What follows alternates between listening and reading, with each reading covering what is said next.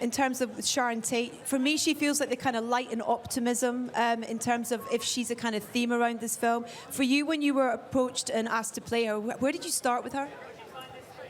It was very clear in the way that Quentin had written her that she really was more of a presence throughout the film and very much to bring, like you said, that hope, that optimism, the light, kind of show the wonderful parts of Hollywood in 1969.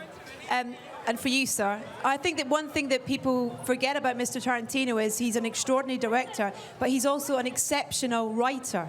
And I wanted to ask what your response was when you first read the script and what it was that tipped you over to say yes to play Cliff. Well, first of all, when Tarantino calls, everyone says yes, no question. Okay. But on the immediate read, it's pretty. It's so specific, his writing. It's pretty evident what the shape, the flavor, the tone of the thing. Yeah. So it's automatic. He makes it really easy for us. And Leo, for you, in terms of this character, there's so many layers to him and so many parts that you have to play as an actor. It's a film within a film. It's all that kind of stuff. Does he encourage you to kind of bring as much of it yourself to the table as what's on the script? I would say a combination of both. The amazing thing about getting to work with Quentin is all the reference that he gives you, not only from history, from his own imagination, but actually getting to watch films. I mean, it's truly an educational process.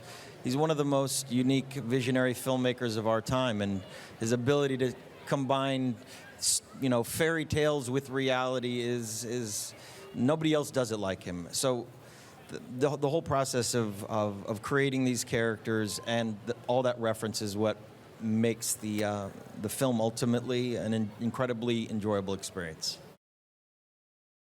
How would you describe being on set of a Quentin Tarantino film? Because I've spoken to producers, some of your other castmates here as well tonight, and it feels like such a kind of family environment in terms of all teamwork. Is that how you would describe it? It is. I mean, so many of the crew members that you work with on the set have worked with Quentin since, Marty's worked with him since Reservoir Dogs. So, I mean, there really is a community and family feel there, and they all have in-jokes. And then anyone welcomed to that family for the first time is immediately, feels a part of it. It's fun, and he always plays music. And on set? Yeah.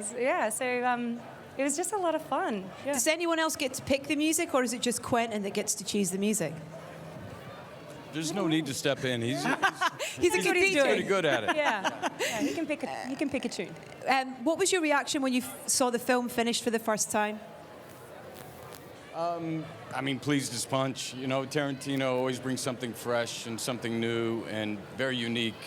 And what I most love about this one that I didn't understand during shooting, it really feels like a confluence of all his work. There's a little bit of all his previous work in this, and it's threaded really beautifully. Yeah.